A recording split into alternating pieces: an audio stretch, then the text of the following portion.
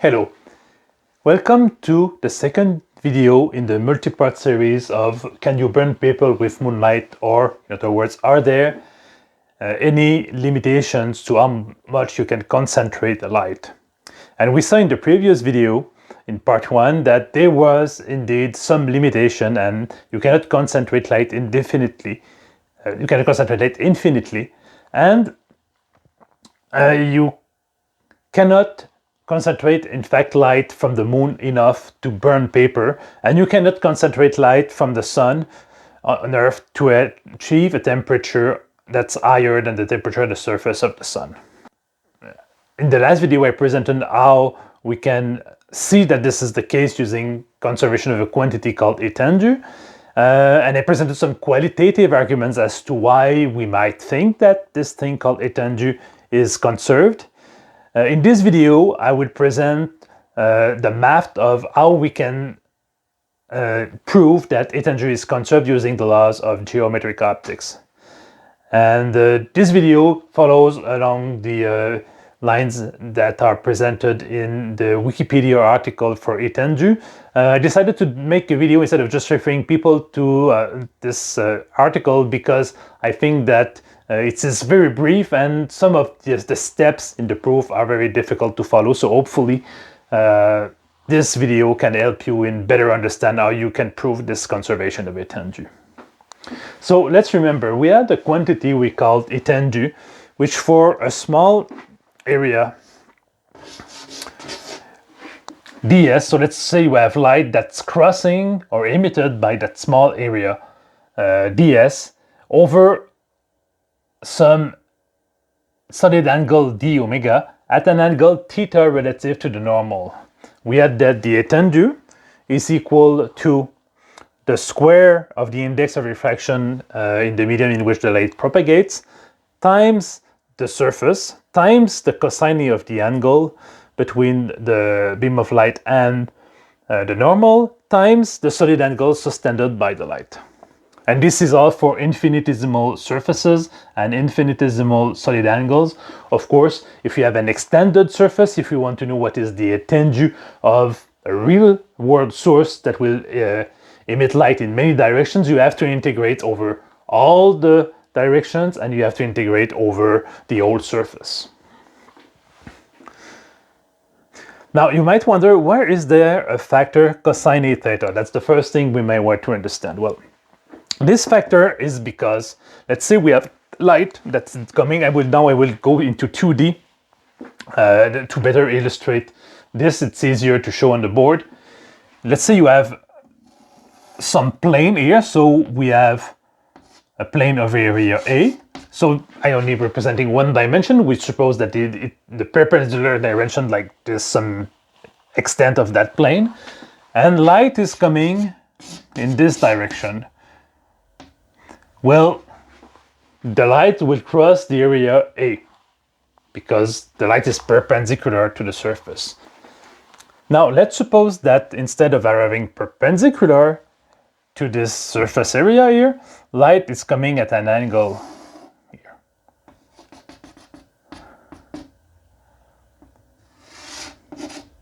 The light is coming still coming in this direction at an angle, and that the angle that's made is an angle theta. Well, we can see that if we twist this area, this surface in this direction, there will be less area presented to the light. And if we twist it enough that we get perpendicular, there will be in fact no area. So to define etendue in a manner that makes sense, we have to account for the fact that you are not necessarily perpendicular to the surface you're crossing. So what's important is not the surface, the area of the surface you're crossing, but the area of the surface that you're in that's presented perpendicular to the beam of light. So we see that this angle theta here is equal to this angle theta here. So the area, we call this one the area prime, the area that's actually perpendicular to the propagation of light, is equal to the original area, A, times cosine of theta, Just basically, this is the definition of cosine: adjacent divided by hypotenuse. So that's why we have a cos theta here in our definition of the etendue. And the other thing that might be a bit mysterious here is this d omega, because we're not used with working with solid angles, but you're used to working with two-dimensional angles, and we can understand this d omega as being a ratio. So let's go back to what happens in two dimensions. Let's say you have some angle theta, which subtends an arc of a circle, and the radius of that circle would be r, and here we have a length L of this arc segment. And we know that theta is equal to L divided by r, which is the definition that we're all used to using, with theta being in radians. Now, what is a solid angle? Well, it's the same thing, but in 3 dimensions. So you suppose that you have a sphere, you have a center, and you have a small surface area here. That's the surface of the sphere. And this thing has an area A. And this thing here has a distance D. And the solid angle is equal to A divided by D squared. So D squared because we have an extent in 2 dimensions, and we want the angle to be a ratio that doesn't have any dimension, just like we had here, L divided by R. So it's the area divided by the square of the distance, because we all know also that if you have some angle here and you just double the distance over which we project this solid angle, well, the area will go as the square of the distance, because the area of a sphere centered on a point goes as the square of the distance. So that's why we have this d squared term in the solid angle. So now that I've set up everything, we will see what happens when light propagates in free space and what happens at reflections, at refractions, and we'll see that this etendue, this small etendue of a small part of light, will be conserved in these 3 processes. And of course, if every element of a larger light beam has its etendue conserved, then of course the whole thing will be conserved, because each small element is conserved. It's basically as saying you have set up where you have 10 particles and each particle has its energy conserved. This means that the total energy will be conserved. Okay, now we'll suppose that we have some beam of light that's crossing a surface of area ds1 at an angle θ1, and it's spread over some angle to reach a surface of area ds2 at an angle of θ2. And we'll see that the distance between these two is equal to d. Now, what is the etendue of the beam of light at ds1? Well, we saw that the etendue of beam of light emitted or crossing a surface of a certain area ds at an angle θ and spread over a solid angle d omega is equal to this expression. So we can write that at this surface here, we had dg1, and just to be clear, dg1 is the etendue of the light that's coming here over this surface and that crosses the surface here, the second one. So dg1 is equal to n squared ds1 cosine A θ1 times d omega. But what is d omega? D omega is the angle suspended by the surface of area ds2 at a distance d. So this d omega is, as we saw on the last board, ds2 over d squared But now we're missing something, because if we remember on the last board, we were looking at what happens at the surface of a sphere. But if we incline the plane that we're crossing at an angle theta, we saw that we have to add another cosine theta term to make up for the fact that we're not perpendicular to the beam of light. So there's a cosine theta 2 here. Now, what is the etendue here? The etendue here is the etendue of the light that's crossing this, that's coming from this surface area. This is what we've been calculating. So Hg2 equals index of refraction. Here we're staying in the same medium. It's propagation in free space, or at least in the same medium without any refraction or reflection. ds2, same formula, cosine theta 2. Now d omega. D omega is the angle sustained by this source, this small infinitesimal source, at a distance d from this surface. And what is this angle here? Well, it's the same thing we had previously. It's the area of the surface, ds2, ds1, divided by the square of the distance, multiplied by the cosine of theta 1. And if we look carefully at these two expressions, we see that they are equal. This ds1 here can be found here, this ds2 can be found here, the cosine theta 1 is found here, and the cosine theta 2 is found here. So the etendue at the first surface is equal to the etendue at the second surface.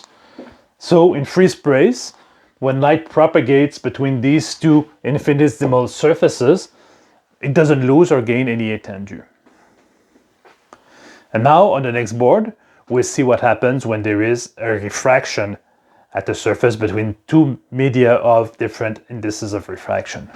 Now let's look at what happens when there is a refraction between an index, a medium of index of refraction n1 and a medium of index of refraction n2, and the angle to the perpendicular to the surface that separates these two media are theta 1 and theta 2.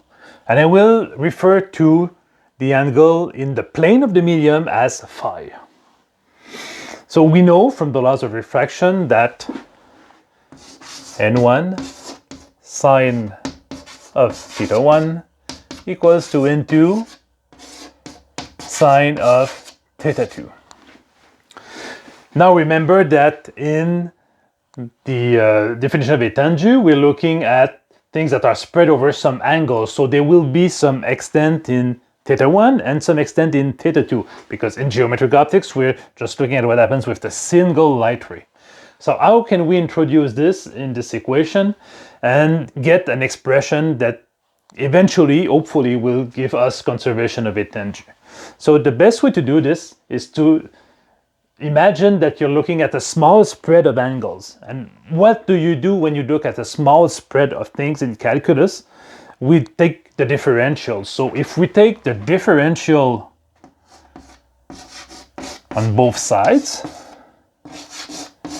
so not the derivative, the differential, because we want to keep the differential element of angle at the end, we will get n1 cosine theta 1 d theta 1 equals to n2 cosine theta 2 d theta 2. Great. What we can do now is that this quantity is equal to this quantity, and this quantity is equal to this quantity, which means that if we multiply this one by this one and this one by this one, we will get an equality. So let's say that this is equal to 2, this is equal to 2, and this is equal to 3, and this is equal to 3. 2 times 3 equals 2 times 3. And we get n1 squared sine of theta 1 cosine of theta 1 d theta 1. And I will leave some room because I will need to add some terms to make them equal. is equal to n2 squared, to make it able to get the conservation of etendue, sine of theta 2, cosine of theta 2, d theta 2.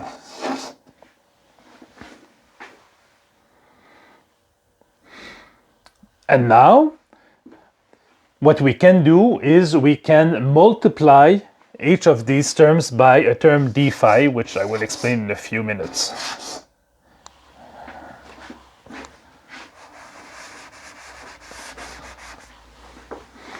Okay, so now what we've got, we introduced in our light beams that were infinitesimally small, we introduced a spread in theta, which you remember we needed in the definition of etendue, because etendue refers to a beam that diverges over a small solid angle. Now we need to take into account the spread in the phi direction, because we want something to have some spread. But if you remember from laws of optics, when you have a beam that comes at a medium, it will continue in the plane of the medium at the same angle. It will be deviated with respect to the perpendicular. There would be a deviation here, but a beam that comes in this way will not suddenly go this way. It will do this way and bend like this. Let's say that the medium is here, the beam will come like this and it will bend like this. It will not do like this and bend this way. So since the angle phi of the beam doesn't change between the two media, if the beam is spread over some angle d phi, it will not change its spread by going between the two media. So we can add a d phi here and a d phi here. Now we're almost there. We have d theta 1 d phi looks a lot like a solid angle, and d theta 2 d phi does a lot like a solid angle.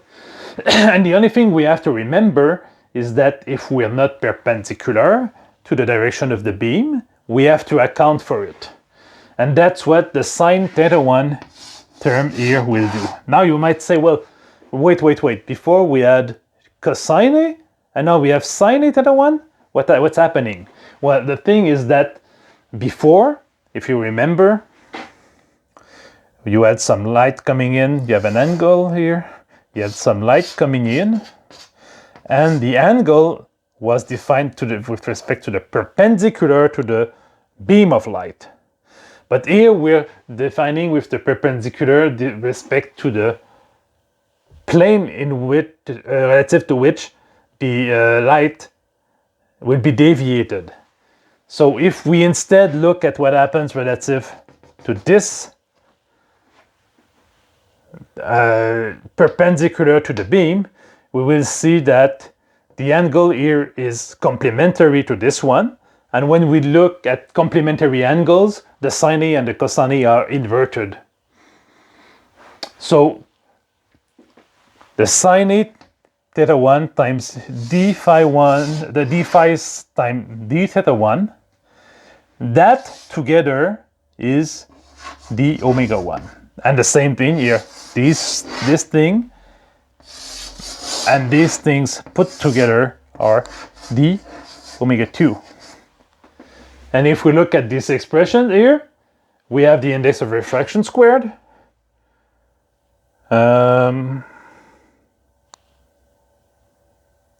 Oh yeah, you have the cosine theta, sorry. We have the d omega, and what's missing is the ds. But here, the ds is the surface over which stuff happens at the interface. It's the exact same term, so we can also multiply by ds. Because what we want is the etendue of the light incoming and the etendue of the light outgoing, but light will not just spread out over the surface. So in a refraction, etendue here is conserved. And reflection, we don't really have to do a lot of work, because reflection is the exact same math, except that you come this way and you go out this way, so the n will cancel, but the rest of the math stays the same. We have n sin theta 1 equals to n sin theta 2, and θ1 equals θ2, and we can just simply redo the same calculation and we will get the law for reflection. So basically, when light propagates in free space without any other interaction than geometric optics, pure lossless propagation, or light does the same at the interface between two media with the different indices of refraction, or at the reflection, etendue will be conserved. If for some reason there are some losses, for example, there's light coming and we have some fog here, and some light will go through, but a lot of it will be dispersed in different directions. Well, in that case, the etendue will be increased. But etendue cannot, why will it be increased? Because some of the light will be spread over a larger solid angle. So etendue, yes, it can increase, but it can never decrease, which was the reason why we couldn't concentrate the light as much as we wanted in the previous video. And that's it for today.